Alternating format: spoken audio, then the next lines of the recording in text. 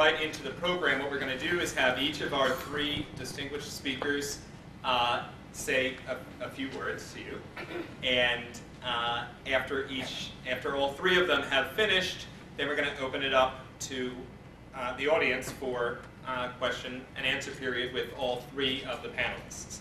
So you have the program in front of you. We're going to start with Ken Dalton. Ken is a self-described former hawk turned peace activist, a Vietnam veteran, and as he described himself, a veteran of the Cold War, the Vietnam War, and the War on Terror. He has a lot of interesting things to say, and I appreciate his taking part in this event. So without further ado, Ken Dalton. Thank you very much. Just don't let this picture fool you. It's not a recent picture. Really an old guy. That was when I was 18 years old. I'm 54 now. The thing is, I grew up in the city of Clifton. I was born in Passaic, but I grew up in Clifton, and on the east side of town, and predominantly Irish, Italian, Eastern European neighborhood.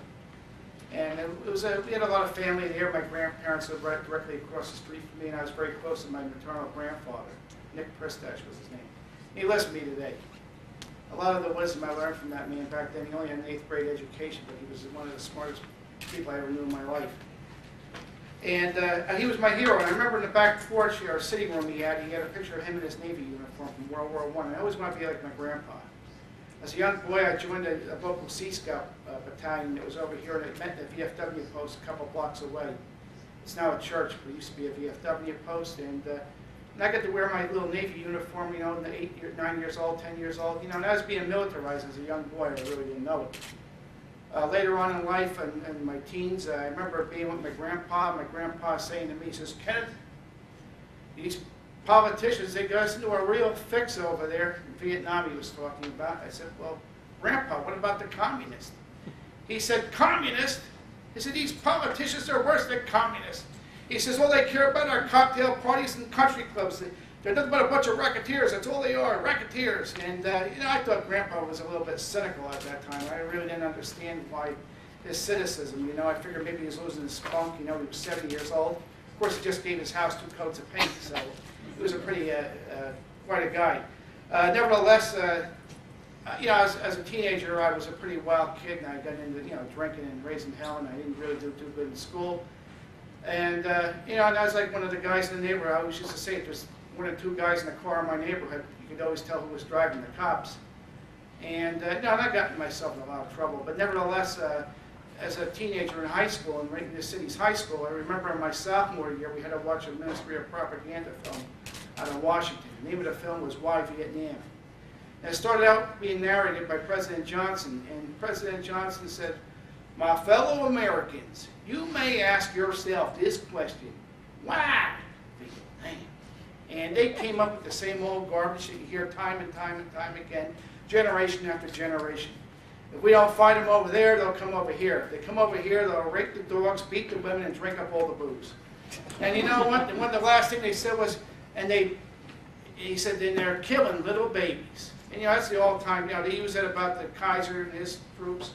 They use it all the time, you know what I mean, about killing little babies. And, you tell that to 16, 17, 18-year-old boys with the testosterone bubbling out of their noses, and all they want to do is rumble in the jungle. And that was in '68, and that's when the things started changing in the country as far as politically about the war in Vietnam. And I remember there was a lot of turmoil all over the country about that question, and my high school was no different. And it got to a point in high school, I remember they had to cancel classes because it was just open warfare in the high school between the anti-war and the pro-war forces. And I was pro-war. And I remember I used to beat up, one guy's name was Ken Grunster. I'll never forget him a little bit later in my story, but I used to punish these guys. I remember throwing a guy down some stairs and everything.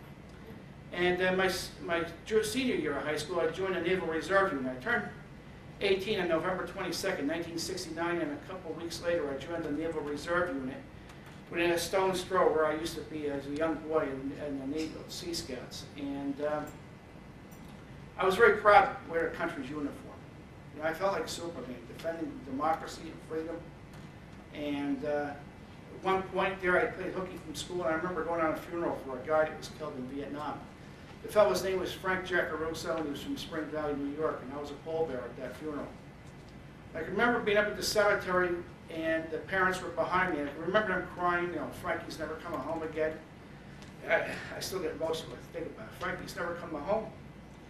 And when they played taps and they gave the gun salute, the father fainted behind me. A couple months after that, I joined. I couldn't get enough of the Navy, so I opted to go from the Naval Reserves to the regular Navy. And about 3 hours in the boot camp, I realized I made a mistake.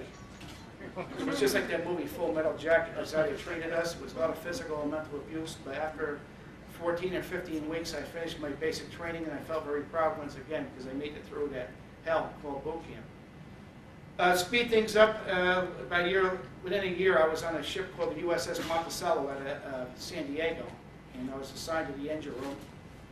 And I wound up in Vung Tau, Vietnam, Da Nang, Vietnam, and Diego Garcia, which I didn't know at that time, but I was an unwitting participant in a crime against humanity. The people were forcibly removed without compensation from that island, so the United States could build a base. And you hear about it every once in a while, the island of Diego Garcia in the middle of the Indian Ocean. Returning to San Diego, there was a fellow here, he changed my life. His name was Daniel Ellsberg. He leaked out the Pentagon Papers. I remember the shock I felt that our country, they lied to us. You know, I remember sitting on a pier in San Diego and thinking to myself, those bastards. I said, they took advantage of my generation. They got people killed, and they were lying all the time. They knew all along it was a lie. The Gulf of Tonkin incident was a hoax, and they dragged us into a war, and a lot of people are dying over it. Not only Americans, but Vietnamese. 2 million, in fact, died. And I thought about the family up in Spring Valley, New York, and how many times that same scenario was played out across this country. And I swore then I would never trust a politician, Democrat, Republican, in a rush to war, or anything, for that matter. But the point is that about less than a year, I was up at school in Great Lakes, and I hooked up with this guy who was originally from Canada, and he turned me on to Canada, and I really thought about emigrating there after I got out of the Navy, because I was very disgusted to be an American citizen because of Vietnam. I promised my parents and I wanted to finish my enlistment, but that almost didn't happen, because what happened in 1973, I was a petty officer, and they were going to extend our enlistments because it was a war in the Middle East again, another one. And a friend of mine, Dave Dwyer, we had the car filled up with gas and pointed towards Moose Turd, Saskatchewan. He had a fiancée who had relatives in Saskatchewan, and we were going to take off to Canada. We weren't marching anymore.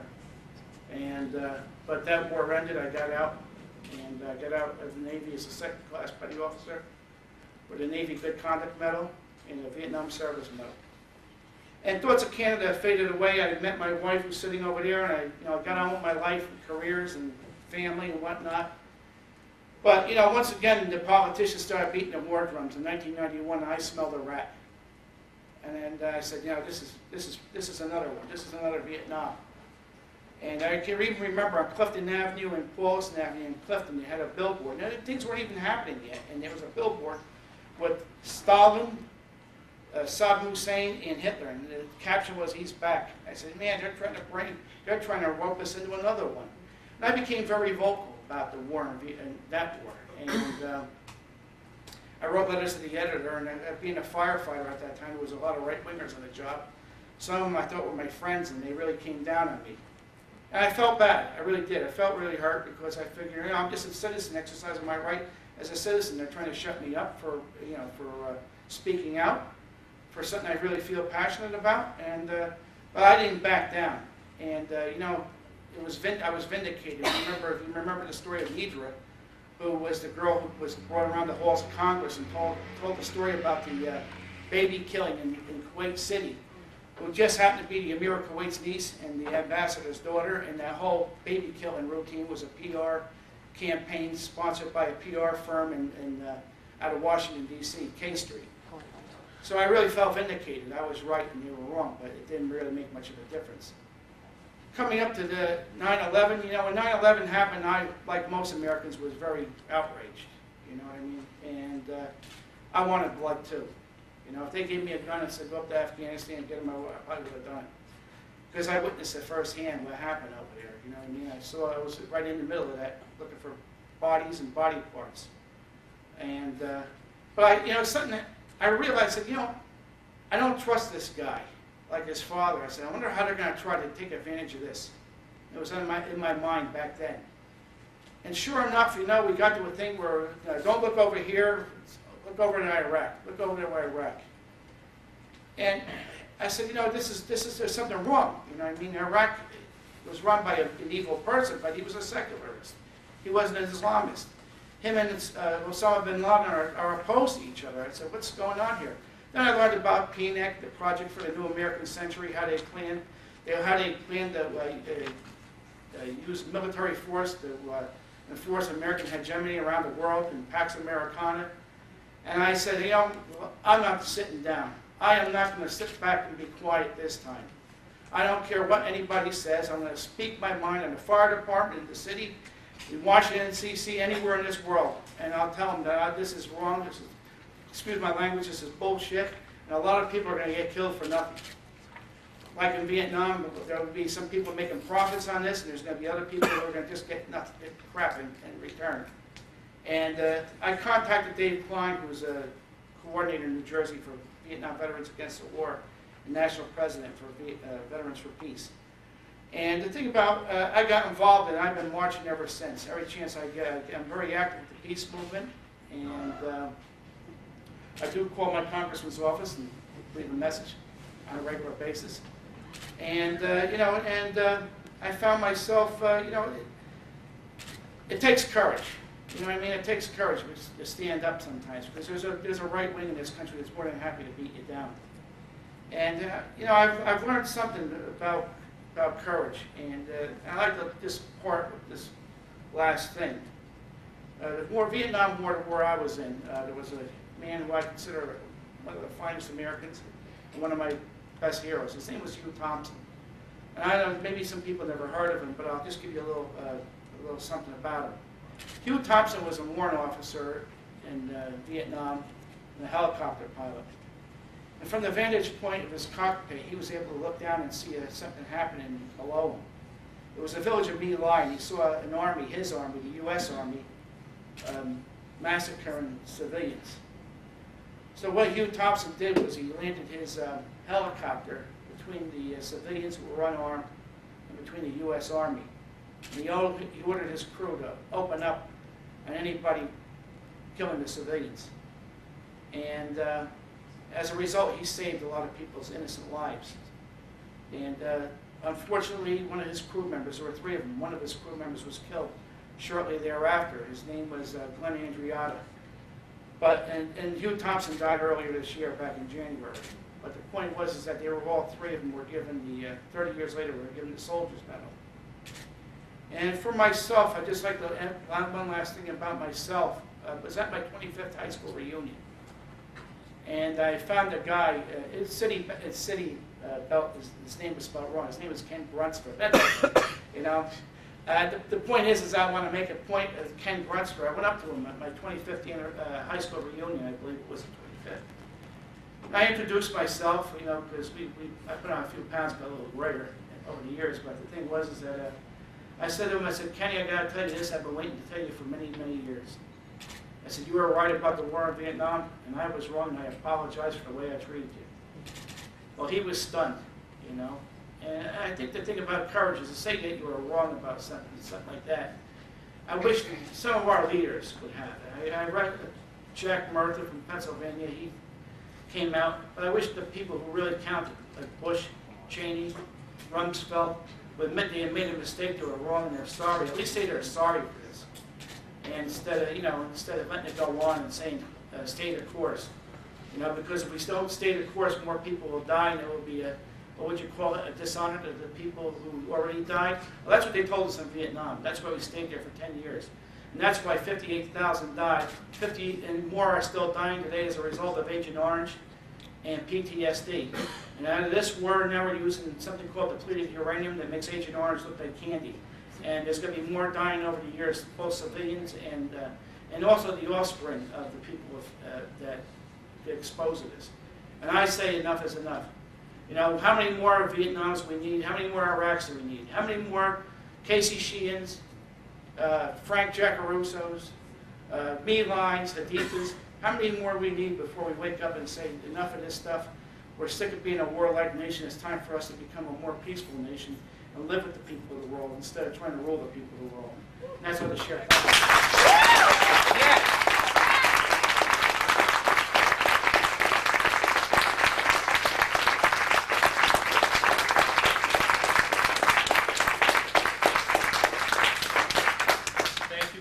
Ken, I personally come from the point of view that if you're going to have a discussion of the Iraq War, it would be irresponsible not to get the perspective of a veteran who has served his country in war, and I really appreciate your taking part. Thank you very much, Ken.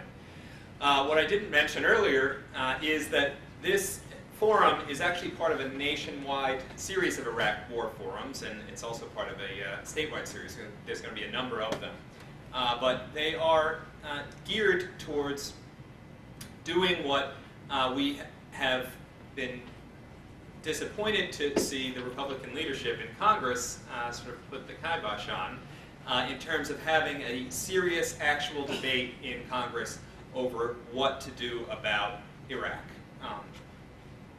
Without getting into too much detail of how bad an idea it was to go there in the first place, or how poorly planned the mission was when we went.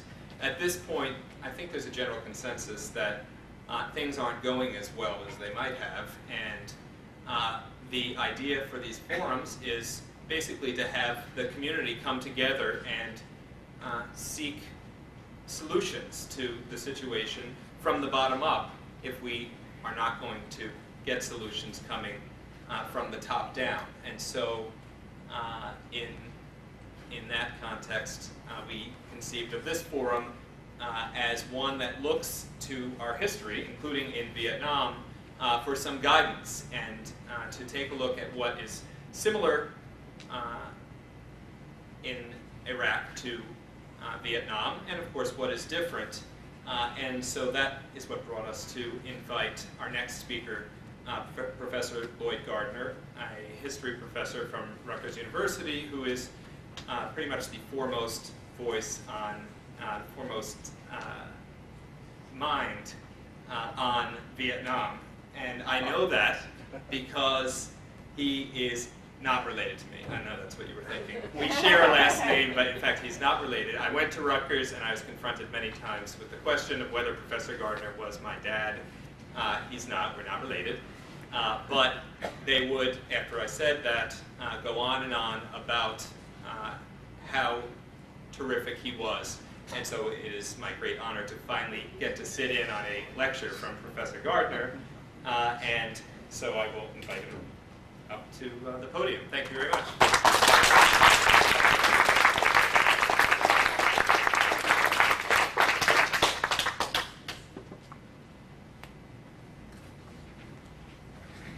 Thank you, Jeff.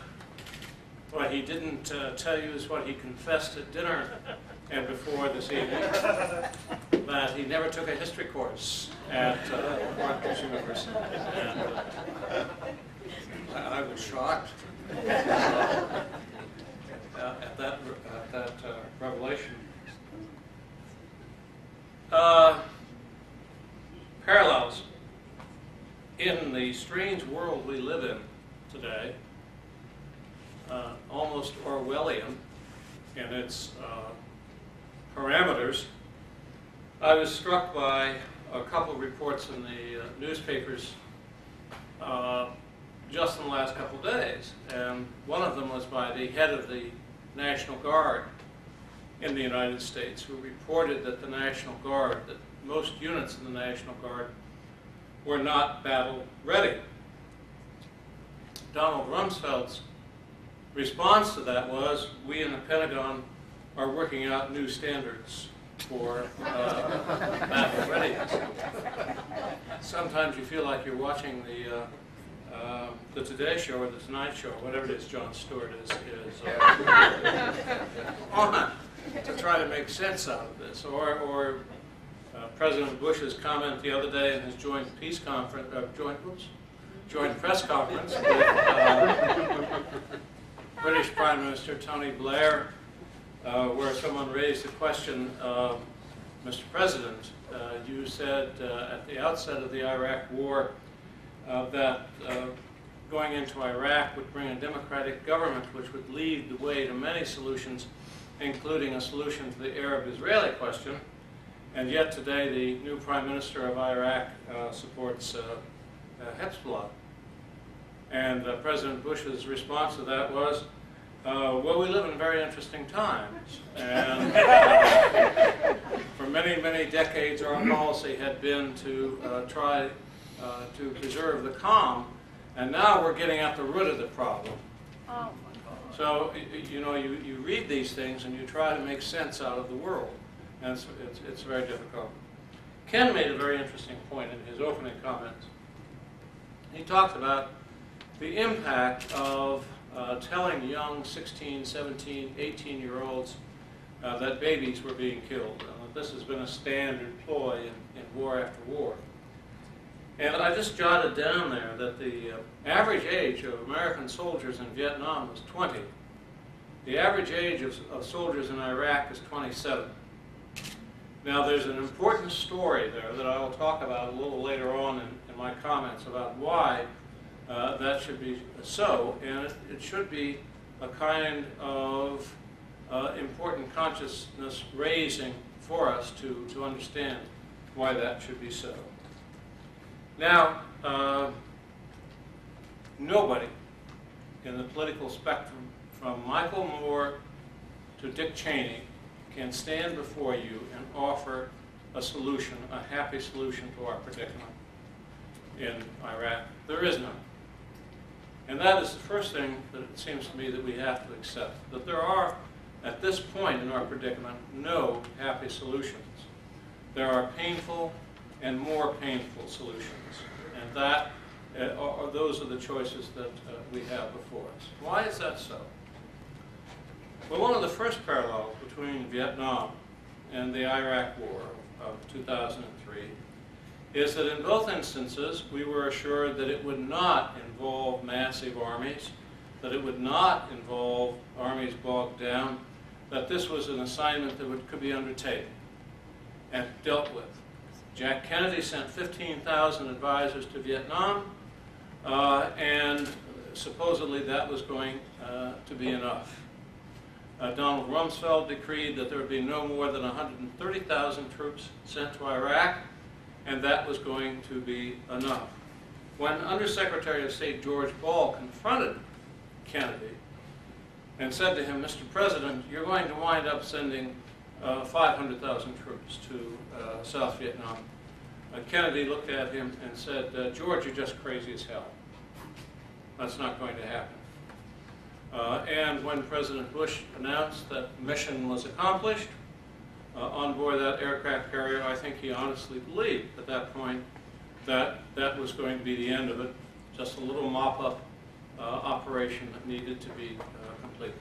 And in both cases, of course, what one started could not be finished in the terms in which one said it could be accomplished. So that, of course, is the first parallel. In Gulf War I, in 1991, George H.W. Bush announced after that short campaign, which was a quick campaign, the 100-hour war or whatever, we have kicked the Vietnam syndrome. That it was nothing more than a specter, and that it is now buried in the sands of Arabia. 10 years and more later, in 2002, his national security advisor and close confidant, Brent Scowcroft, wrote in the normally very pro-war, very pro-administration Wall Street Journal an article, No War with Iraq. And in that article, Brent Scowcroft predicted pretty much what has happened today.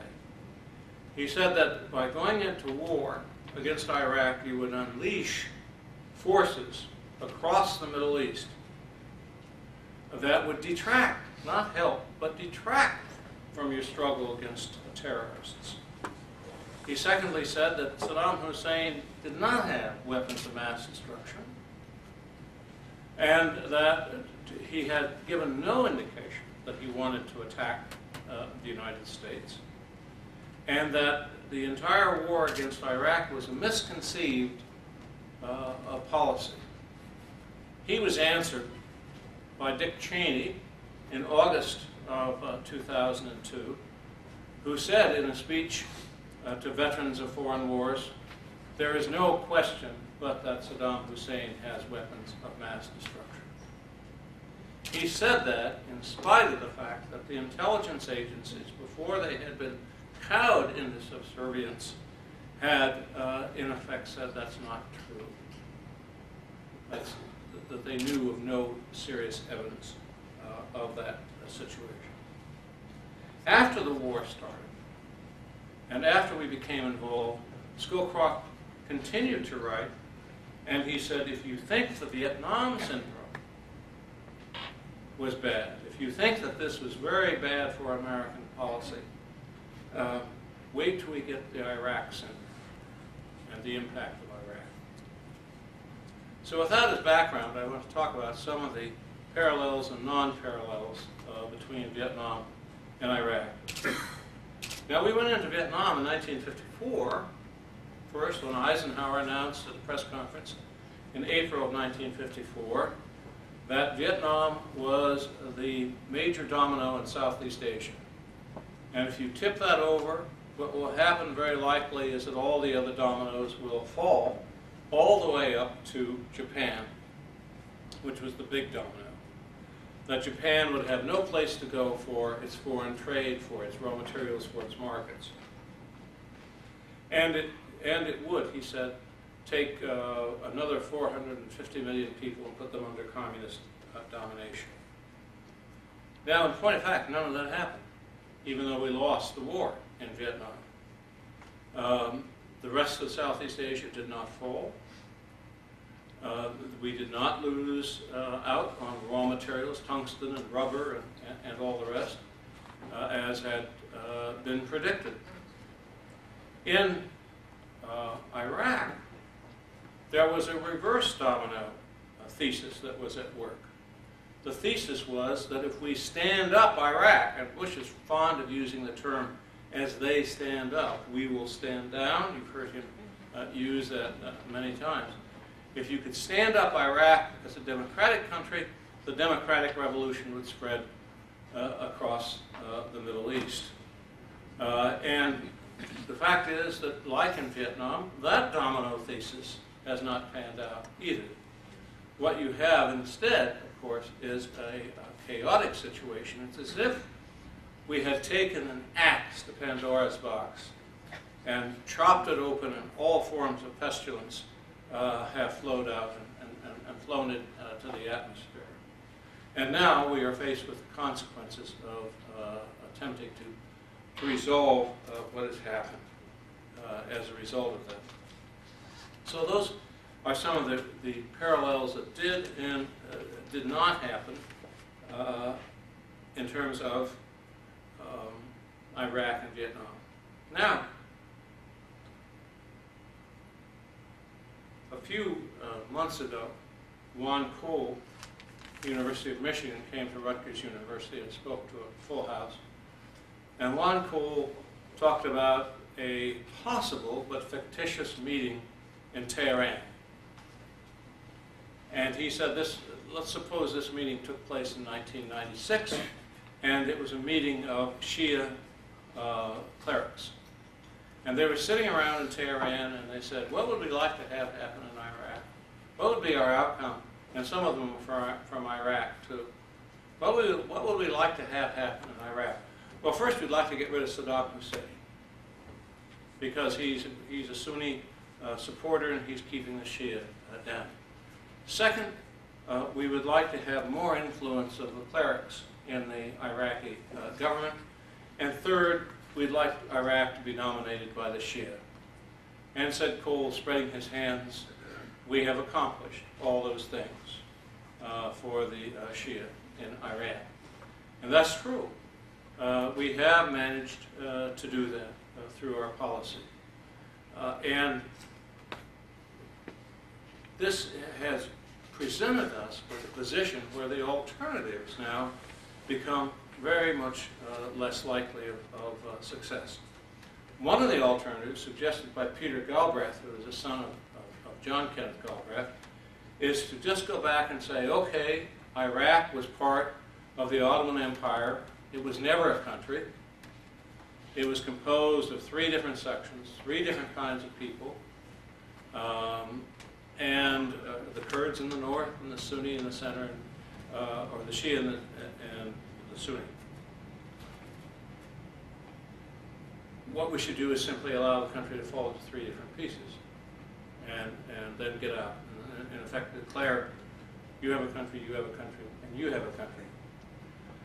And whether that is a recipe for any kind of success or not, I have no idea. And of course, the Kurds would be happy with that if it meant that they would be able to keep the oil around Kirkuk. And the Shia are unhappy because stuck in the middle, they have no oil to speak of. And the Sunni, of course, have the other places for oil. So the situation is such that you have a proposed solution, which is no solution at all to the purpose of what we went in there. That's one idea. Another is that we could simply say, like Senator Aiken of Vermont said, declare victory and get out. And I think that might be the position that we may be moving toward at the present time. I don't know for sure, but it might be.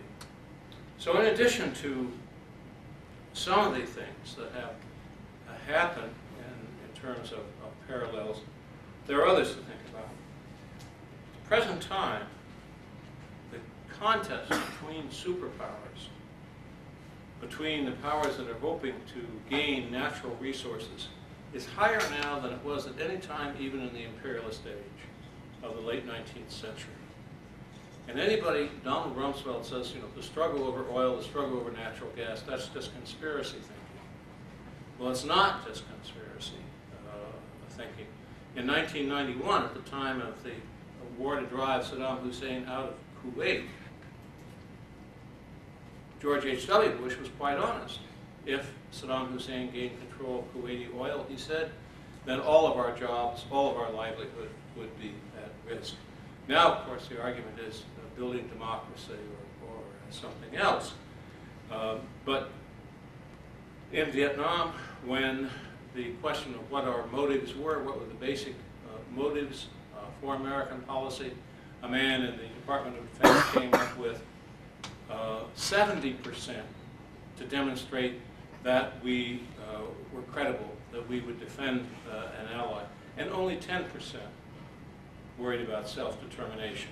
And I think that's what's happened now, in the sense that part of Vietnam has come absolutely true, in the sense of what started out as a policy based upon oil, as a policy based upon bringing changes which might bring a reverse domino effect, has come down and crystallized to a hard mass of credibility. That if we don't stay there, if we cut and run, our credibility is going to be destroyed. And you know what happened? That gave us 4 more years of Richard Nixon and Gerald Ford. That was the argument that was used in the 1972 election. America must not appear to be a pitiful, helpless giant. And that's the argument that's going to be used again. And I suspect it will be used not only by Republican candidates, but also by Democratic candidates, depending upon what Democratic candidate is nominated. At the moment, one of the biggest crises in the world is the fact that the United States is facing a context and contest with Russia and China over raw materials in the Middle East and over the Far East. And as you can see it developing all around. China's efforts with Hugo Chavez, China's efforts to bring up more and more influence into the Middle East. What will happen if Russia and China reach an agreement to send military planes into Iran and base them in Iran. Do you think the United States will attack them? Do you think it will attack Iran? Are we going to play that chicken game right now for that? I don't know that this will happen. What I do know is that Russia has a new naval base in Syria on a permanent basis. And they are, in effect, saying that we're standing in this position. Now I want to come back to, for a moment, the question of the age of troops, because this also has to do with partly with the parallel with Vietnam and partly something else. I don't know whether you noticed, whether you read the New York Times, but I always get infuriated when I see this term at the top of a column. And this is a column about those soldiers who are being questioned about deaths in Iraq at the present time. And it says, GIs say their officers ordered killings, and so on. There aren't any GIs in Iraq. GI stands for General Inductee. The last time we had General Inductees was Vietnam, and the peacetime draft of that. We do not have any draftees now. But this is the kind of mindset that slips back into World War II, good war, bad war, kind of thinking by the use of, the mindless use of these kinds of things. What's happened now, of course, is that we actually do have a draft, so I'm going to contradict myself. We have a draft in another way. And that is the National Guardsmen, who were never intended to spend this long on these kinds of tours, are being expected to spend months and months and months on tour after tour. And we also have stop-loss policies, which are used to prevent people from coming home when their tours supposedly run out. And that is a kind of backhanded draft. Now, the other way we're making up our military force in Iraq, and I asked this question tonight at dinner, people. Do you know what the second largest military force on the coalition side is in Iraq? And the answer, British. Oh, American mercenaries. 10,000 American mercenaries who are being paid thousands of dollars a month, who have nightclub privileges inside the green zone that American soldiers do not have. And that did not happen in Vietnam, as far as I know. That did not. What are we doing to the military? How are we destroying the American military by this kind of policy in terms of morale? It's frightening to contemplate. Then one thinks also that will come in an Iraq syndrome. And one thinks also what we are doing to the economy, what needs to be done at home, what is not being done at home, and who's going to pay for this. That's all going to be part of the Iraq syndrome. Already, according to New York Times polls, if you're afraid of isolationism, if you're afraid that, you know, if we try to move out quickly, it'll just fan isolationism, already 60% of Americans are saying in polls, we should not be the major country to solve international disputes. What a change from the Cold War days. What a change from all this time. Okay, I was going to talk about the Iran Revolution in 52 and 79 and so on, but maybe that'll come up in the question period. I don't want to go on too long. But I think Brent Scowcroft, in closing, I think Brent Scowcroft is right. The Iraq syndrome is going to be something that will make the Vietnam syndrome seem like a mild headache. Thank you.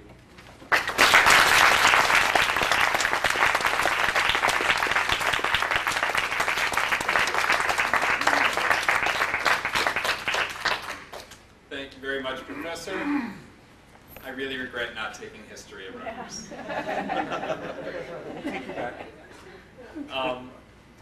The first meeting that we had when we were planning this event, we were brainstorming on who we might invite to be on our panel, and before we had any names, we thought, well, we want to have a range of views, people who come not with necessarily different politics, but who see things from a different perspective, and that we ought to have a veteran, first and foremost, as I had mentioned, and we wanted to have an academic, and we really lucked out with that. And we wanted to have a politician, someone who is up in it, for lack of a more highbrow word, someone who is being called upon to deal with what's happening now and who's ultimately going to be making those decisions. So we were absolutely thrilled when we learned that Congressman Pascrell would be joining us. He is essentially Passaic County's congressman, although as someone who lives in Hawthorne, he's actually not my congressman, which is too bad. But maybe when they redistrict next time, you never know who you'll end up with. And Congressman Rothman is just fine, so that's good too. In any event, the nationwide series that I was talking about earlier, that Democracy for America launched for these Iraq forums, had, at least in part, an impetus to drive non-signers of H.R. 543 to sign, and I guess to shame those who hadn't signed yet. And H.R. 543 was a discharge petition to call for an immediate debate on solutions for Iraq. As it happens, it's a bipartisan piece of legislation around the country, although it's sort of a dead piece of legislation because the Republican leadership in Congress kind of didn't let it go anywhere. But here in New Jersey, basically all of the Democratic congressmen signed it, calling for a debate, exactly what they ought to be doing, and none of the Republican congressmen did, and that's much to their discredit, I think. But we're very happy to have Congressman Pascrell here to tell us a little bit about what's going to happen in Washington regarding the Iraq War. And Congressman, the floor is yours. Thank you.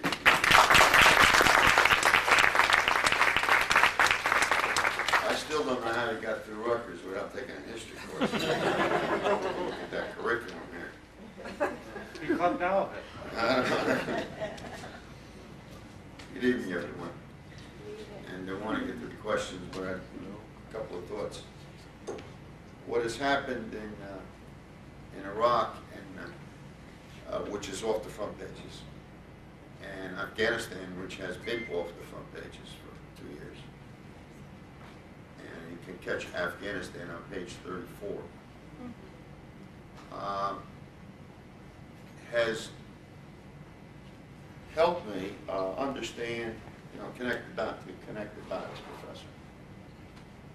To have a different perspective, or not so much a different perspective, but a much more open perspective, I would think, on issues such as terror. And as a member of the Homeland Security Committee, which has helped me lose the few hairs I have left, trade, very different perspective about trade, much more intense. You always see me run a point on trade issues in Congress. Because we're simple, we're not isolationists, we're not Pat Buchanan. We have to trade with but most of the trade deals we've gotten in have not been fair. They might have been free. We've surrendered under Article 1, Section 8, the very powers under the Constitution. Congress has surrendered its powers to both Clinton and Bush as to who decides what our trade deals will be. Article 1, Section 8 is very, very specific. Go back to the history of it. Go back to the Federalist Papers. Go back to Alexander Hamilton's very reason why it was put in there. The Congress shall shape the commerce of the country, just as the Congress is the only one to declare war. Article 1, Section 8 is a very powerful piece of legislation. Every time I go speak to a high school or a college class, I always bring up, I always carry the Constitution in my jacket. When I was in high school, I think that I would have rather watched ink dry on a wall than read the Constitution. But that's a confession and no more than that. The third thing is a global strategy, the need of a global strategy. Chapter 12 of the 9/11 Commission's report is strictly about the need of a global strategy, and when you don't have a global strategy, it is when you get into big trouble. Rumsfeld became the Secretary of Defense and profoundly stated that he was going to reshape the military. He was going to renovate. And a lot of his ideas were fairly good, I thought. And what has happened, he's decimated the military. He's weakened the military. And we think that the only way you can strengthen the military is by voting for every defense budget. I think I've just about voted for every one of them too. But who is the Secretary of Defense is going to determine how many of those dollars are spent on ways that you never even voted for.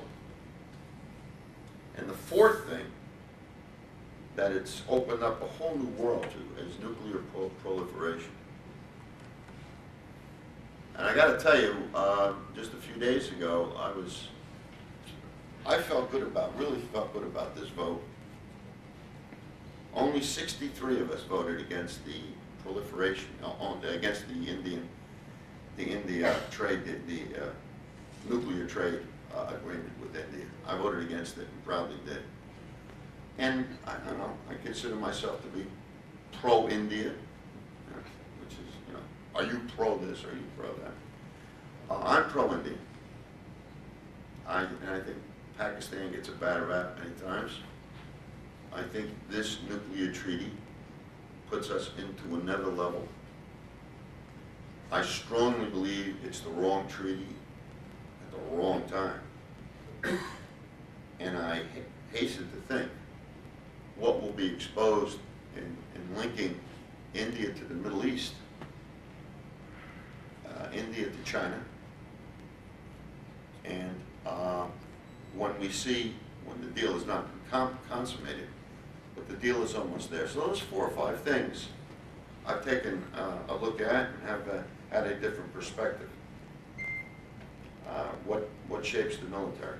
Now this war, we got to ask ourselves, I think, this question at this point. Well, I like to look forward.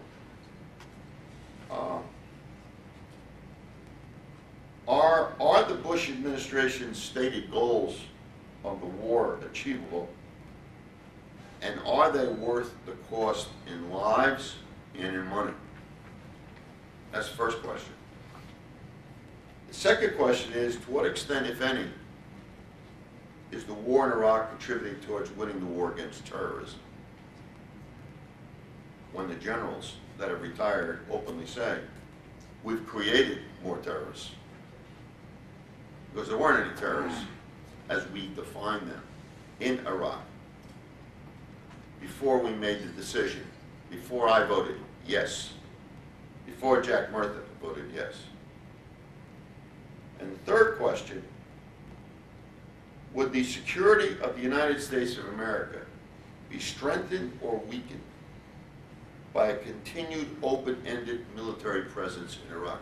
I think those are 3 critical questions that we need to have a discussion on tonight or tomorrow morning in a nation which has voted overwhelmingly to say that we are going in the wrong direction. I mean, that's a pretty high number. 67% of this country thinks we're going in the wrong direction. They don't have a good feeling about this any longer if they ever did. And we knew who the enemy was on 9/11. And we saw America come together. Isn't it interesting? It was the last time we were united. Look at tragedy. Losing our neighbors. So many people in our own state were killed in that horrific act of murder. We came together, and now we learn, on hindsight, looking back, we see what those so-called neocons in the administration had in mind. And as the Downing Street letter indicates, now that's been made public, even the British intelligence were warning Mr. Blair and his folks over there, in leadership in the Labour Party. These guys have made a decision to go to Iraq, and so they're going to cherry pick the evidence and the intelligence. And let me tell you something, please know what you're doing. And then we find out that at the same time that that was going on in Britain, that the CIA leadership, many of them, were telling Mr. Rumsfeld, Mr. Powell, God bless you, Mr. Bush, you better know what you're doing because this evidence is fairly faulty. So you would think if you go back to the words of Bush and Powell and Rumsfeld and those that have flown the coop like Wolfowitz and those characters, you would think that they would have listened to the very people who are paid to bring this intelligence in front of them. So you wonder why there's folks circulating the ideas and rumors that there was a conspiracy behind 9/11 and we're at the center of it. I mean, those things are bound to happen because we've lost our credibility, we've lost our way. And we have found out, I just did two TV shows, my last two TV shows, which I do every month throughout our district, throughout New Jersey. The last one was Tyler Drumheller, who was the head of the CIA. And now that I'm in Homeland Security, I deal with a lot of intelligence. Some we can talk about, most we can't. But Tyler Drumheller was the head of operations in Europe for the CIA. Michael Sullick, head of operations in another part of the world. We learned from these and many other people in the CIA. You saw Imperial Hubris, that book that came out in 2003. We learned that there was information being put before those who were going to be making these decisions, that the intelligence was flawed. Don't trust the people that are giving it to it. I mean, we learned too late about Jalabin. He could have been the president of the country. He came within a whisker, don't forget. And then we gave him a second chance. In the whole lineup of people that had been there, and you wonder why the people in Iraq believe that those who get to the top in the government are our lackeys. We lost our credibility. So when you lose your credibility, you are not going to gain it with another venture. Because nobody's going to believe us. And right now there are Republicans, good friends of mine, on the other side of the aisle, who publicly posture and will continue and insist upon stay the course, but who are feeling not so good about even saying it, or at least thinking it, because they know that the news is not good. And I don't disagree with you, Professor, that all the resolutions are pick your poison. I know that. But that's almost like staying the course. Because if we have a debate forever, we will never come to any resolving conclusion. That is why I have personally signed on to the America legislation. 37-year Marine. Has the best relationship with any of the generals on either side of the aisle. He knows every one of those branches of service inside and out. Republican presidents, Democratic presidents, turned to Jack Murtha's 30-plus years in the Congress of the United States and his 37 years experience in the Marines. So he did like I did. We both voted to support the commander-in-chief. He did it for different reasons than I did it for. We don't blame anybody for why we voted for it, but we each made a big mistake and admitted it. But it's not enough to admit a mistake. We tried not to undo it, what we did, but we tried to change the course of American foreign policy. Because this war was a justified act, according to the administration, for preemption. And if we go there, and if we accept that, then God knows what will happen the next time around. We have always felt that we needed to be attacked, that the sovereignty of our own country had to be in jeopardy. And if you would have listened to Rice and Powell, who has been very quiet, you'll have to admit, for obvious reasons, and Scowcroft, who's bleached this administration, and the many generals who have left. Now you've never seen that before. I didn't even see that in Vietnam. Generals openly saying, this is crazy, we better stop it. I mean, when the generals say that, that's not any left-wing San Francisco nutcase, as they say. And by the way, the thing that convinced Jack Murtha and myself that we were wrong is when we asked them to do. They shall not be faulted. They must be treated like heroes when they come back. We cannot make the mistake of Vietnam. And what we did with those soldiers that came back here. We took out our anger on them instead of them. We cannot make that mistake again, and we will not make that mistake again, because we will pray for their safety. And we know the cost of that war. The cost in human lives. The cost of how many people? Well, people die in a war. We know that. And it's not easy in a war. We also know that. But we also know what the dollars mean. We know how much it's going to cost. The billions of dollars. Close to $300 billion. And when it is all over, maybe 450 to 500, $500 billion.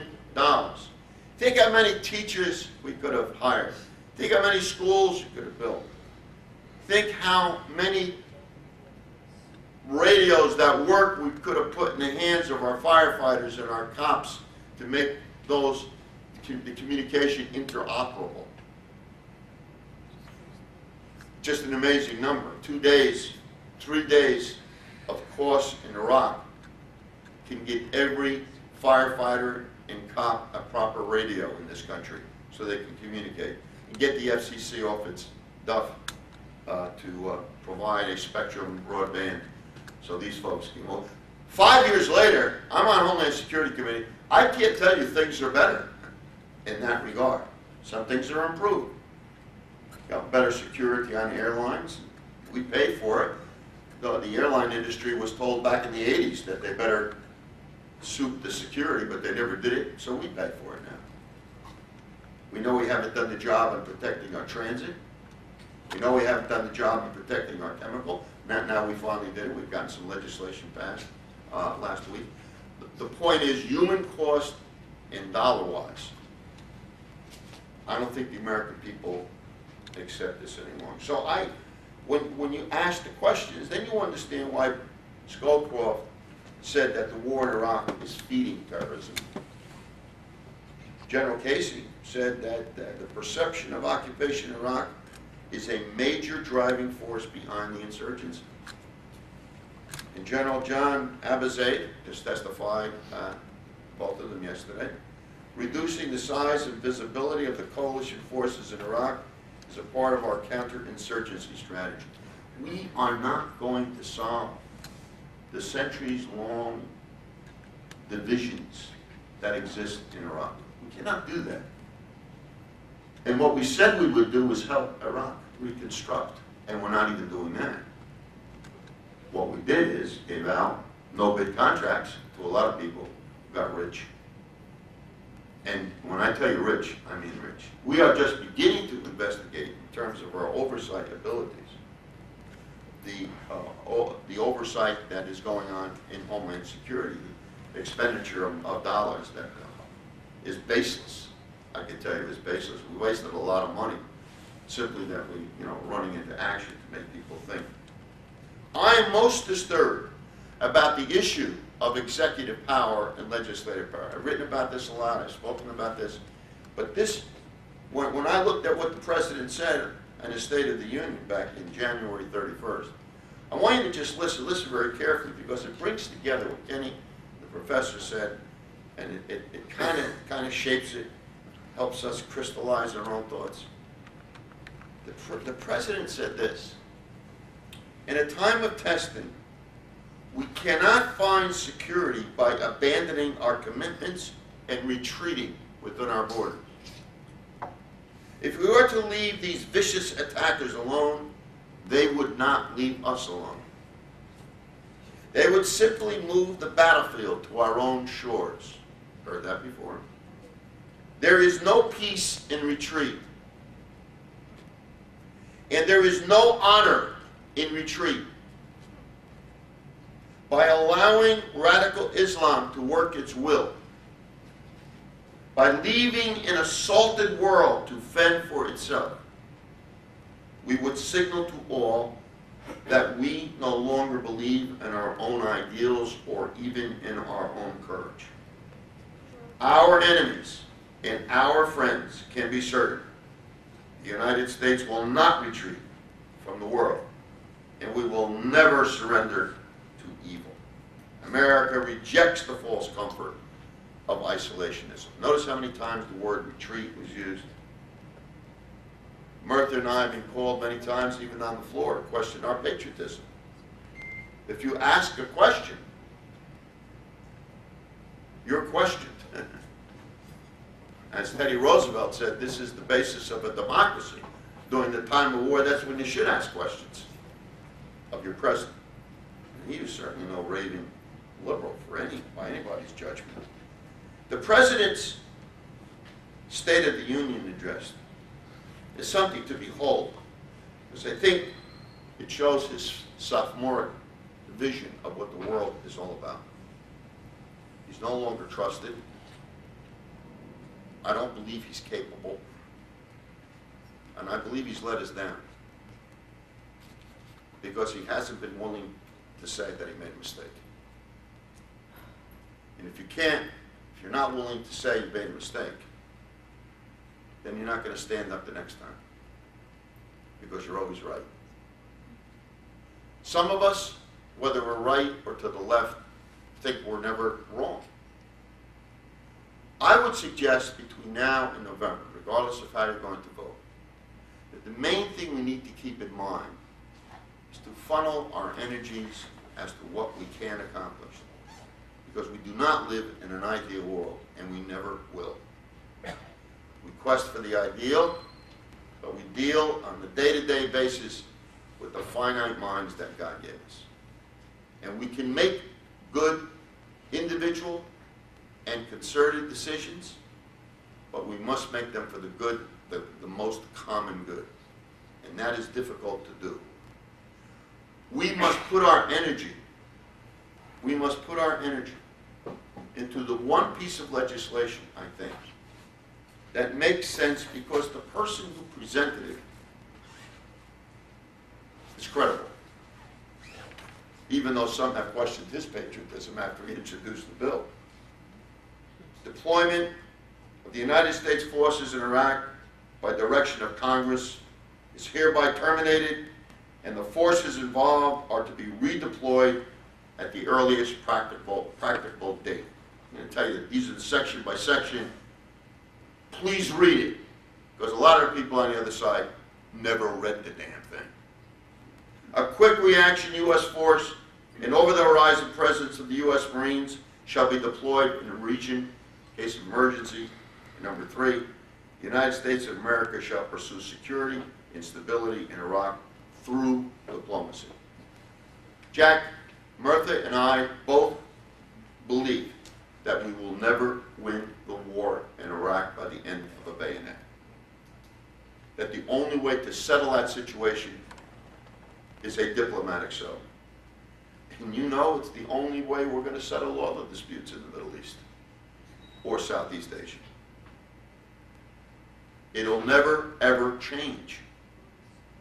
And I ask you to keep that in mind. Now, as for the legislation that you referred to before, I did not sign on. I did not sign on because all of my efforts and energy, and you know how many times I've spoken on the floor on this, and how many times I'm on that great liberal statement, the station Fox News, to talk about this piece of legislation. You know, the debate we should always have, but they're not going to give us a debate. They're the majority, and we are the minority, and that's a fact of life. So I will exert all my energy into that area, and I would ask you to do the same, regardless of what happens between now and November or what happens in November.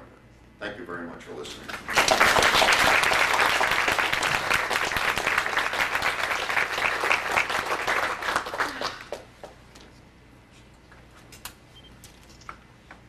Thank you very much. Congressman, please do keep asking the tough questions, because it's when you don't ask questions that we all end up in trouble.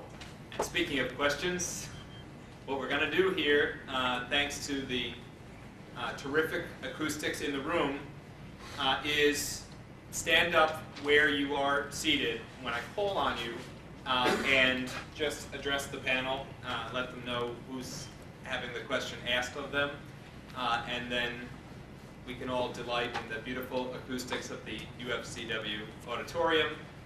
And I'll just take a moment to thank Mike with UFCW for making it available to us. It's a great space.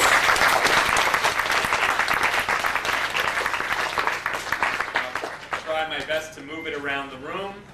So the first hand up is that gentleman right there.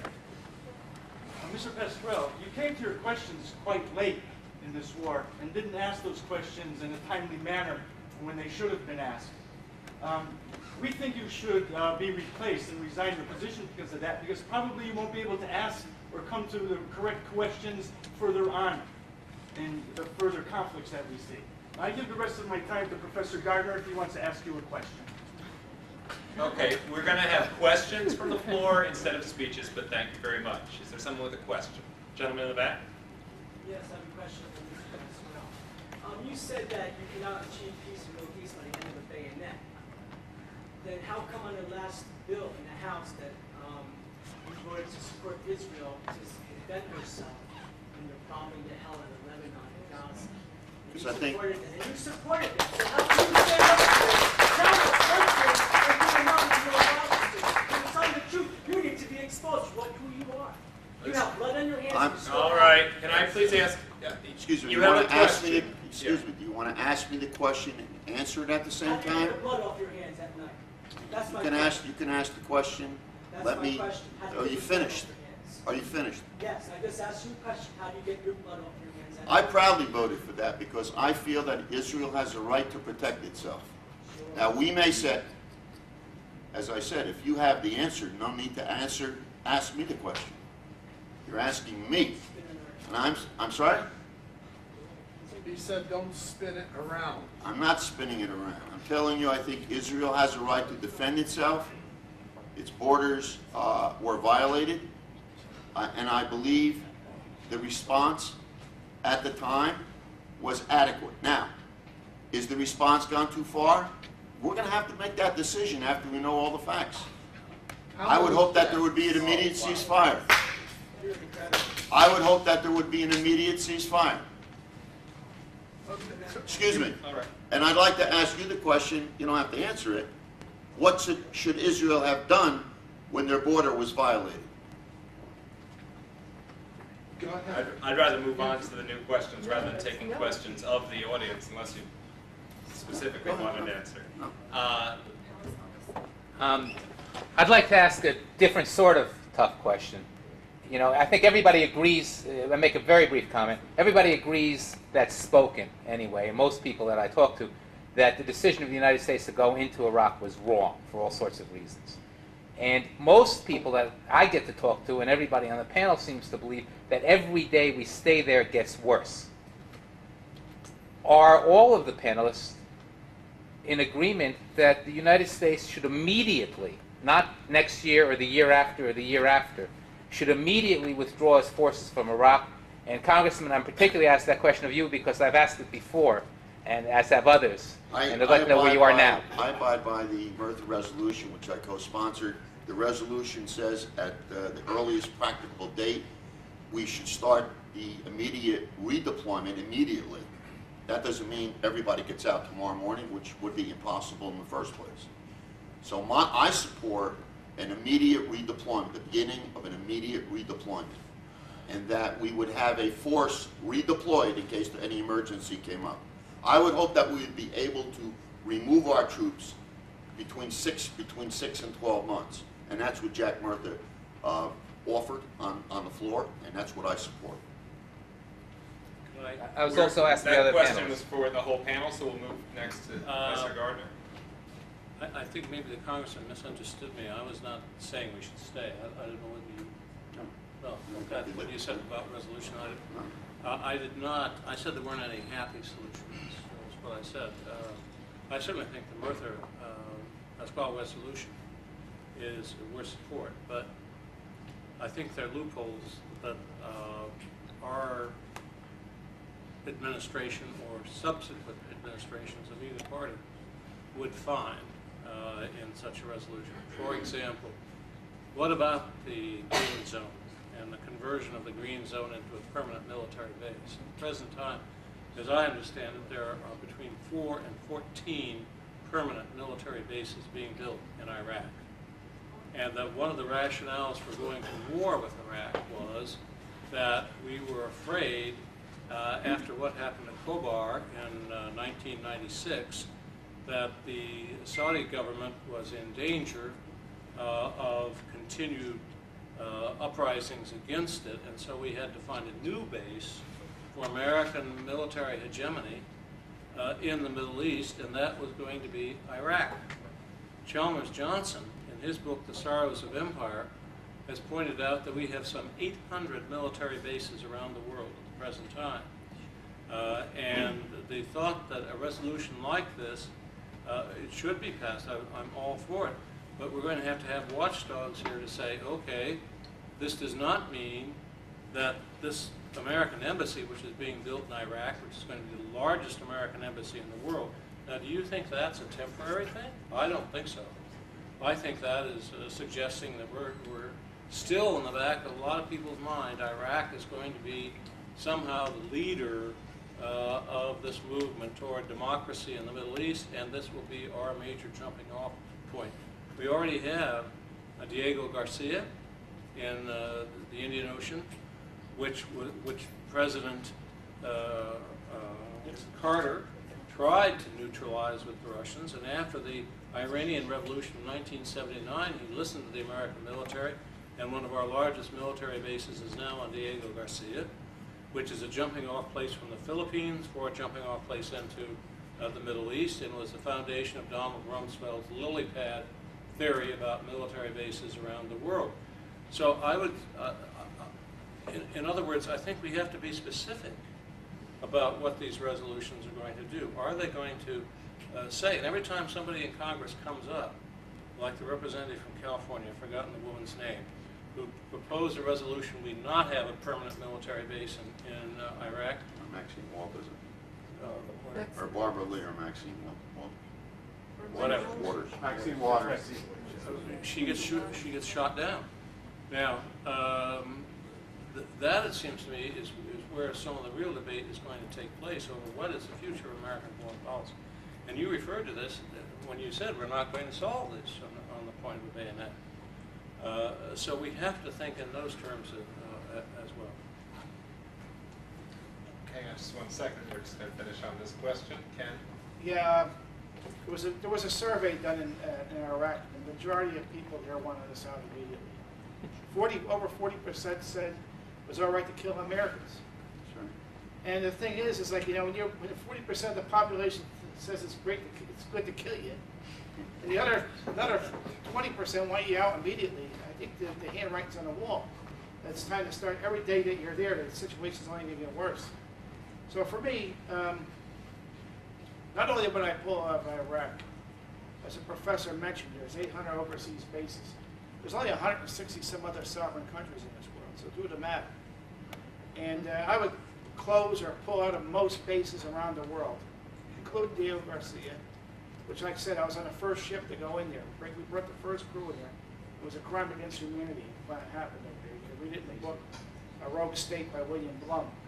But the first base I would close would be Guantanamo Bay, Cuba.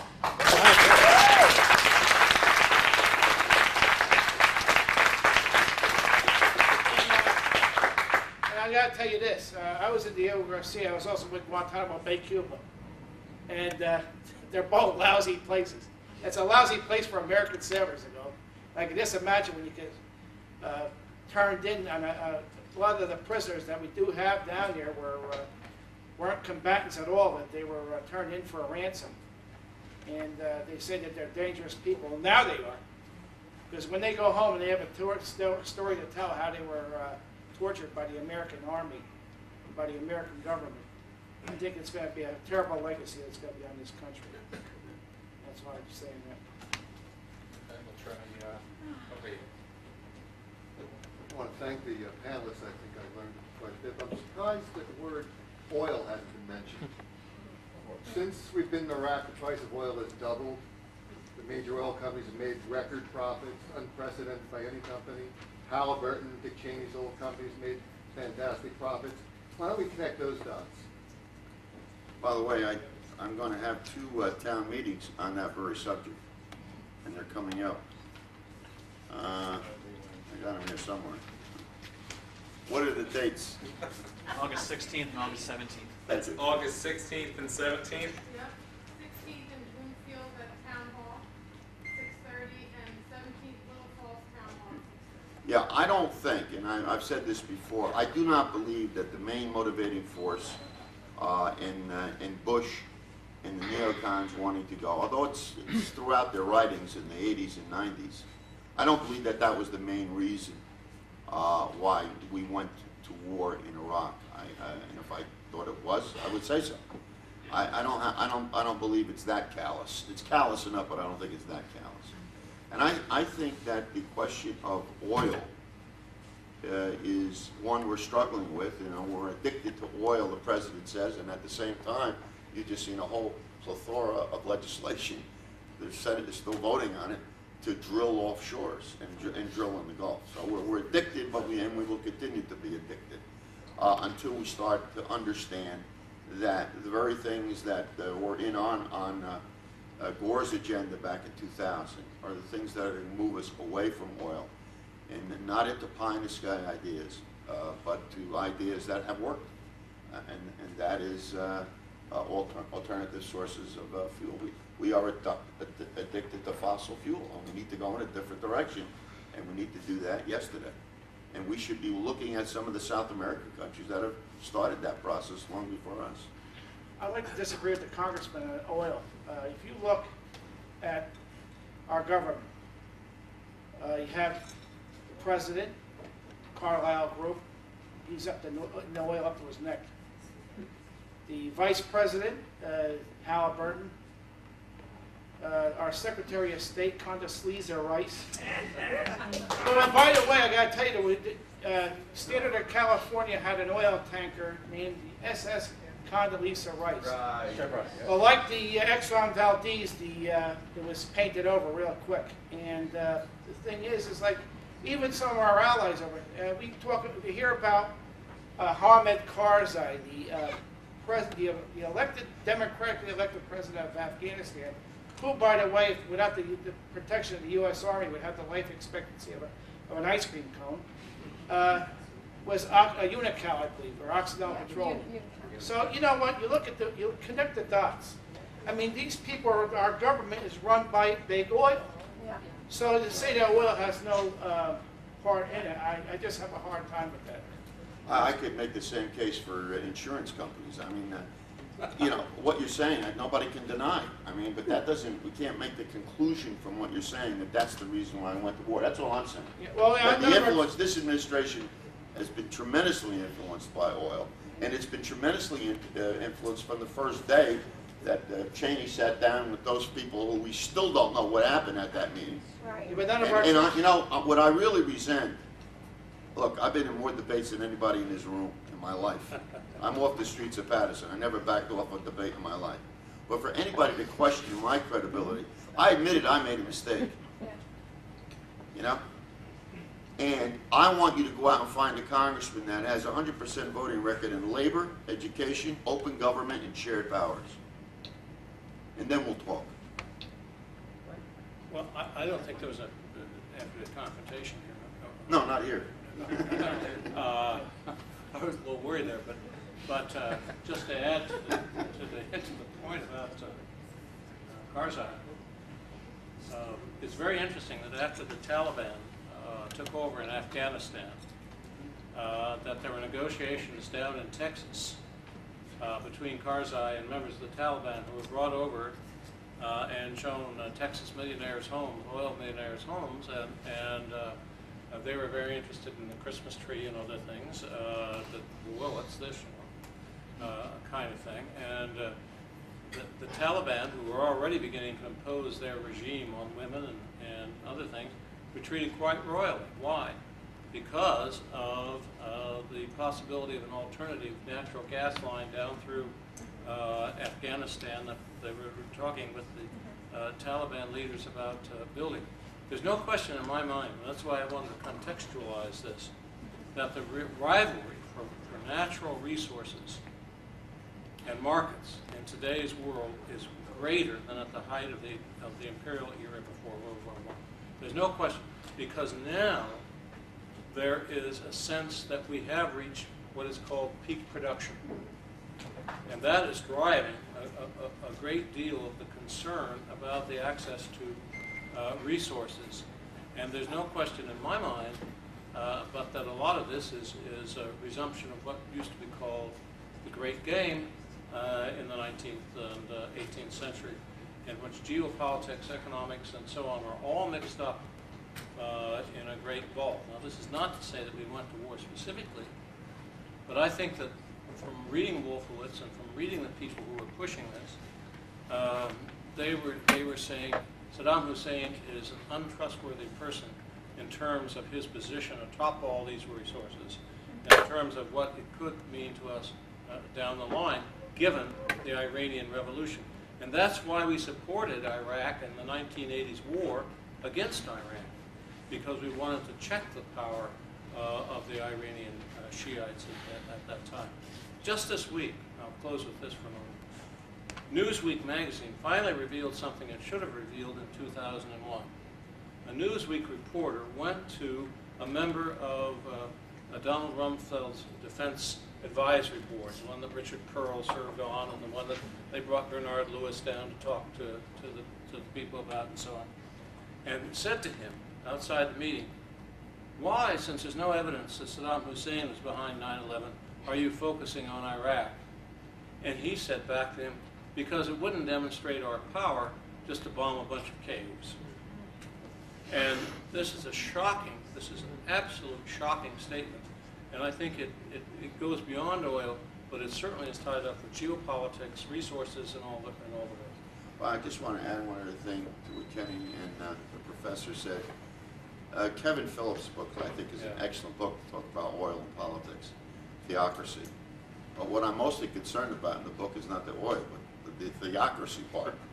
Because when you understand the fervor of the right wing, I got to deal with it every day. And you think, if you ever listen to those 1 minutes in the morning, or you listen to the 5-minute speeches at night, I would say at least 30% of them deal nothing but faith, and a faith that gets scary. There was a great op-ed piece in the New York Times the other day about one of my favorite philosophers, Spinoza, who was thrown out by the Jews himself because he was so bold as to say that one religion is not any better than any other religion. and he was, thrown out when he was a young guy in his 20s. I fear that more than anything else in the United States. More than war, more than terror. I fear that more than anything else in the United States. I know what these people want to do. When I say these people, I mean the real far right, the one that Mr. McCain has gotten to bed with in the last couple of months. I'm just going to ask the speakers to speak up a little bit because some people in the back were saying they were having a little difficulty. Sorry. And the mic kind of isn't very, well, we can try to pass it around if that will help. Paul. Yes, Spinoza is one of my favorite philosophers, Congressman. He said those who cannot remember the past are condemned to repeat it. Now, this is a two-party country that we have, and I can understand why the majority of Republicans felt neither convinced nor satisfied, but obliged to go along with their commander-in-chief. He's the commander-in-chief of all 435 representatives. I understand that. But now we have to ask the Democrats why they were similarly fooled. I know a lot of people, and within a week of 9/11, which incidentally was a full term and 9 months of Bush. We had a full term and 9 months of Bush on 9/11. And I thought we had a pretty good idea of who he was and what he was doing. How do you go by that? I just was A wondering. full term, no, I'm sorry, 9 months. You're right, you're right. I'm going back too far. We had 9 months of Bush. We had a pretty good idea of who he was. We knew whether or not we felt comfortable trusting him. And I don't know anybody among all the people I know who believed a word of the connection between the Al-Qaeda and Saddam Hussein. I don't know anybody who believed that there were weapons of mass destruction. I wonder why we're so smart and the Democrats are so dumb.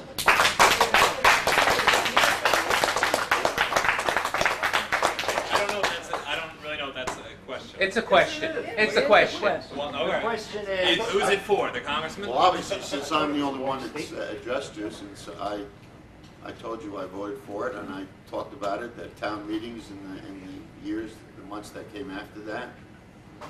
By the way, all the reasons that you gave for it, I denounced before I voted for it. So you don't even know why I voted for the war, since you never were at any of those.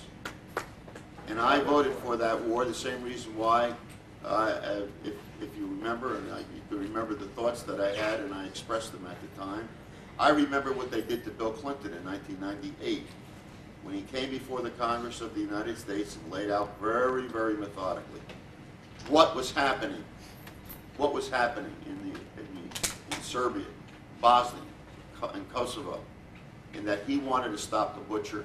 I supported him, and I remember Tom DeLay and all those guys getting up on the floor denouncing the President of the United States, that this was something to distract from his personal problems, and we shouldn't have got in there, we shouldn't be helping anybody, we should stay here, we should not be interested in nation building. I remember all those speeches. I was there, and I supported the President. And I'm glad we did what we did and we stopped Milosevic at that time. I went and saw those refugee camps in Macedonia, in Skopje, where 35,000 people were jammed into a camp. And yes, there is time, and there is a place where military force can be used. So I would not exclude it at all times. And I wanted to give the President the respect that they didn't give to our President back in 1998. And then I had told you at that time, if you would have been there, that I said that the thing that overwhelmed me more than anything is what Saddam Hussein did to his own people. I read chapter and verse in that, and that was reason enough for me to do it. I don't blame the President for my vote. I voted the way I thought in good conscience. I prayed that night, and I made that decision. Most of the mail that came to me wanted me to vote just the opposite.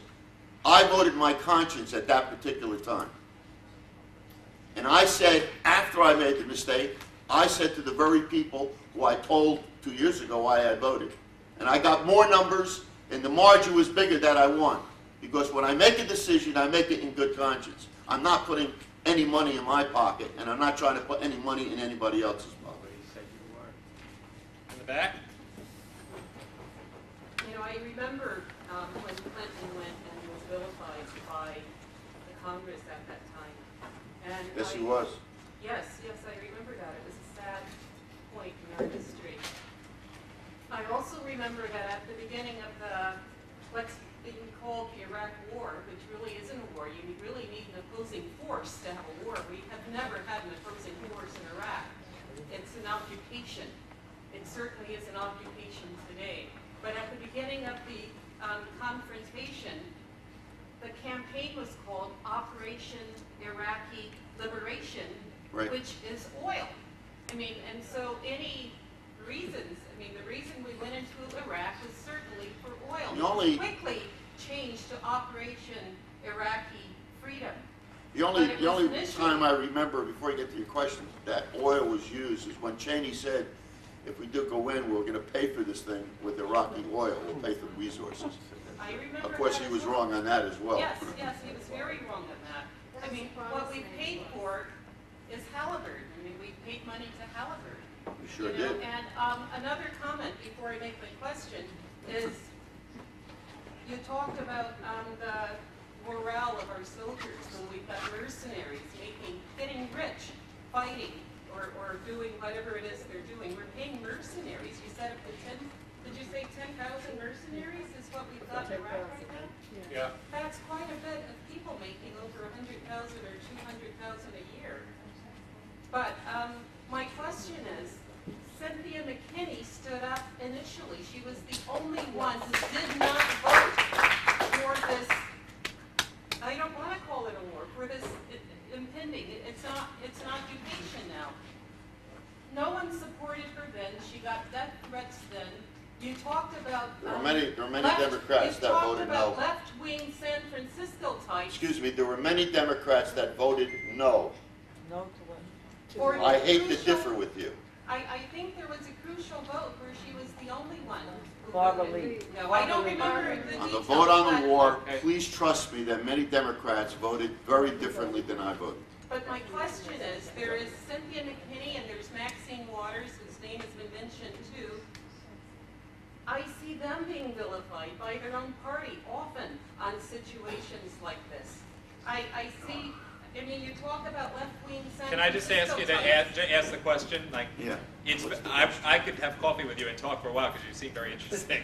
But if let's do there's a that lot of sometime. questions around the room, and if you could put in a little question that one of the panelists could answer, that would be great. My question is, why aren't they supported? I mean, when they stand out, when they stand apart from the rest of the party generally comes along and agrees with them. It takes time, but something else needs to The be first done. time, before I went to Iraq, I went to Kuwait just before we went in, our soldiers went in, and I went with my friend Congressman Capuano from Massachusetts, who voted differently than I did.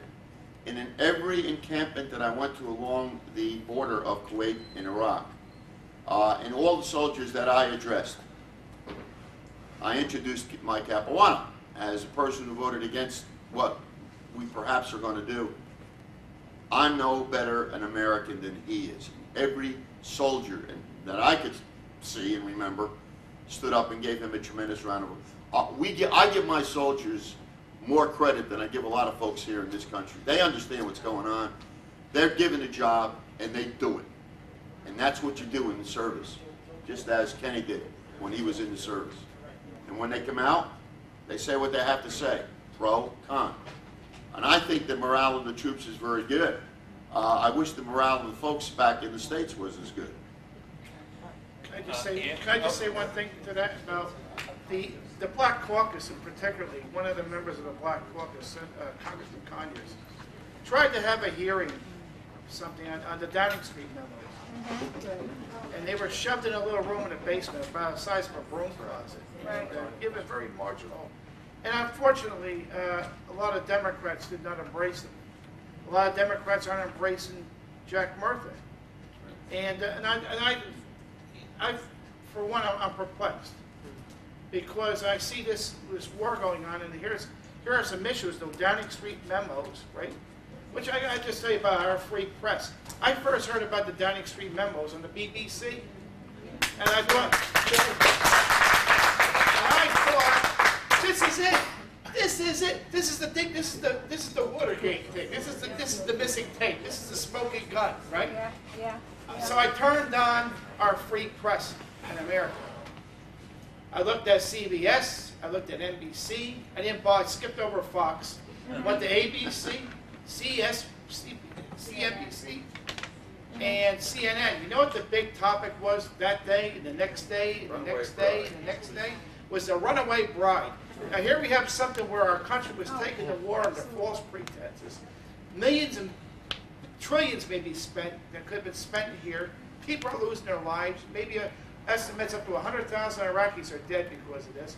And because he depleted uranium, we don't know how many are going to be dead in the future. And there was nothing. And I said to myself, what's going on? You know, I mean, what's going on? So the only thing I can say is like meetings like this, when we get together and we expose this stuff, and even give the congressman a hard time if need be. We are the people. This is what democracy looks like.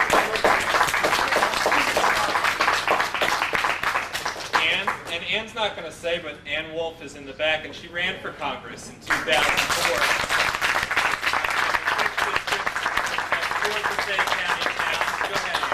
I applaud the members of the debate team up there because I'm really happy I'm sitting back here tonight. But I wanted to get back a little bit to this notion of the bases that I think are probably going to be in Iraq at least as long as I'm living, if not as long as my nieces and nephews are living on this earth. For the major reason, and I really think that that's one of the major reasons that we chose Iraq, is that if you look at it geographically, it's in the center of the region. There are a lot of reasons for that being there.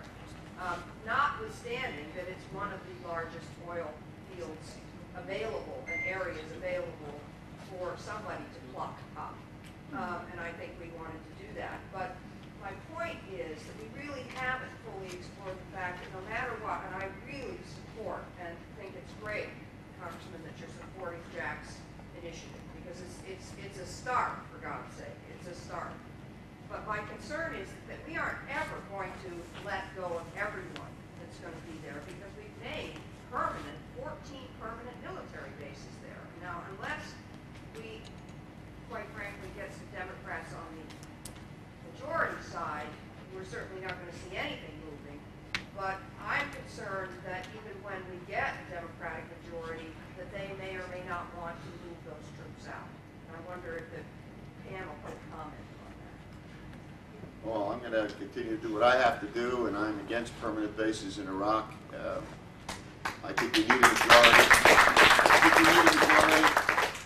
And when people are willing to put away our differences and put them on the side and focus in on whether we're going to get, how we're going to get a majority. And the big difference between getting a Nancy Pelosi as the leader of the Congress, of the House of Representatives, as the Speaker, or Danny Hastert. That's the decision. That's what it comes down to. Regardless of how you slice it, that's what it comes down to. Well, I just wanted to leave everybody with the fact that whatever you can do to work on that majority change, do it. All right, the Congressman's time is a little not short. He's been here for 2 hours, and we thank him for being here that long. I think we have time for one more question that the Congressman will be able to address, and hopefully the other two panelists will indulge us for a few moments longer if there's additional questions. They worked 76 days this year. Oh, isn't that terrible? I'm going to take us in a slightly different direction that ties into something Professor Gardner touched on earlier. I wanted to ask the panel as a whole, the first part of this question is, what are your feelings about the validity of democratic peace theory that's being batted around by the right now to defend what we're doing in the Mideast? And then part two, tying directly into what Professor Gardner talked about, is the danger of Don Rumsfeld's privatization of the military. How we now have Blackwater and company, these mercenary armies that both under the Geneva Convention we don't have a real category for, and that I think provide a direct threat to democracies both here and abroad. Well, this administration, as we're, get caught up in our little things, this administration has tried to privatize the American worker, tried to part-time the American worker, and this administration has tried to privatize and is moving in the direction of privatizing the military. If it can get away with it, which it will not. So, what they said they were going to do to reform the military, they have not done. And the military needed some reform. There's no question about it. It's the only way we're going to get our defense spending back in order again. But the fact is, we're the most powerful nation in the world, have the most weapons. We should be leading the way for non-proliferation treaties. We should be leading the way to reduce our nuclear stockpile. We should be continuing to help the Russians find their lost nuclear weapons. Yeah, they're lost somewhere in Russia. The point of the matter is there are a lot of things that we're going to have to do. There's no two ways about that. But we have not reformed the military. It's very sad. I say, you know what? When we left Vietnam, the military was a broken force. It took almost 20 years to restore the Army. The Navy, I can honestly tell you, was almost there, broken. We had ships that were not in best repair. Things were pretty rotten. And we're heading that way now. We're heading into a broken forest. And believe me, I'm not a pacifist. I do believe we need a military, unfortunately, because of the nature of man. Now, I hope the day would come, I don't know if I'll ever see it. I pray that the day will come when the word war won't be in our dictionary anymore. However, until that does happen, we're going to need an armed forces. And our armed forces is being depleted, it's being destroyed. So when they say that, we're going to have reform the armed forces, Rumsfeld, I don't know where the heck they even got this guy from. I watch him on TV and I just shake my head. How the heck serve? He did not even serve. Yeah. Well, he did serve, I think, peacetime in the Army. Navy, rather. I'm sorry. But, I'll say this. I don't believe that you have to be a veteran to be a good Secretary of Defense. But, geez, you got to be at least have a half a brain in your head. And, I don't see it with this guy, unfortunately. He's a Princeton graduate. Is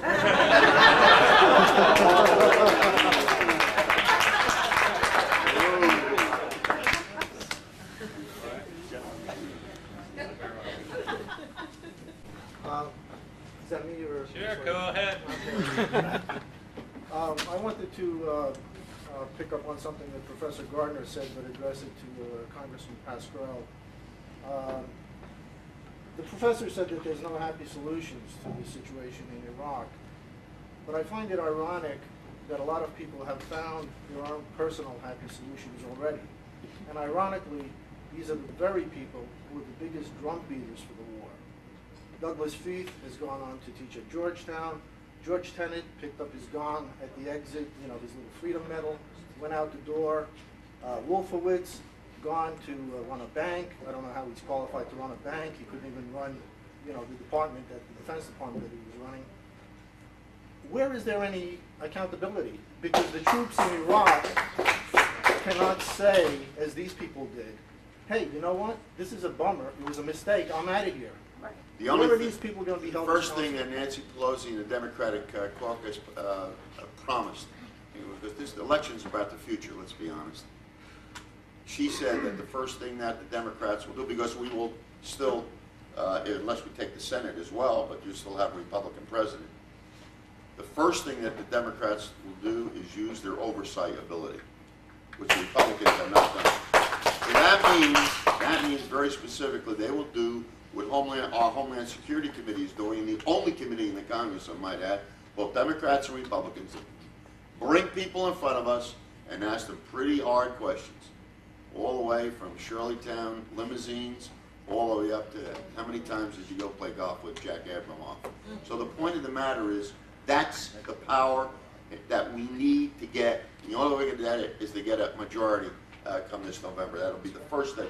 Because if we don't have the plurality in the Senate, I mean, all of the legislation, brainy ideas that we have, they're not going to go anyplace anyway. So instead of that, let's use our oversight ability, and that's the first commitment that I'm making to you. I want to clarify something you said again. I said there wasn't any solutions. What I said was there weren't any happy solutions. No, I said that. No happy solution. I have agreed. I don't think there are any happy solutions. I don't think we're going to be happy with what's left in Iraq. Like you said, talk about people getting rewards. When Abu Ghraib, my wife could verify this, when Abu Ghraib first broke, I saw that guy out there with the hood on his head and the electrodes. First thing I said to her was, that's not a couple of rogues, privates and all, right? That's Army intelligence behind this, right? I said, and they're going to mark my word. What they're going to do is they're going to take a bunch of privates, maybe a few NCOs, and feed them to the dogs, and the people behind that thing are going to get rewards. Well, just this last week, General Jeffrey Miller retired. He was a guy that was a common link between Abu Ghraib and Guantanamo Bay, and he got a medal. So some guys are going to be sitting in jail for a long time, and General Jeffrey Miller is going to be collecting a nice big fat pension and have all his medals hanging on the wall. All right, so let me tell you about the continuation of the series, because it's obvious that we're not going to get to everybody's question. The next installment is actually on Saturday in Morristown at the Morristown Unitarian Fellowship. One of the speakers is actually a candidate for Congress in the 11th District and is with us tonight. It's Tom Wyko. Stand up, whether you like it or not. And he's participating along with a veteran. His name is Joe Adamonte, and actually the sister of a soldier who died in Iraq. And Senator Menendez is going to be joining. So at 10:30 this Saturday, the New Jersey for Democracy Iraq Forum series continues, and there's additional events in the works for later this month in Edgewater and in Clinton, which is out in Hunterdon County.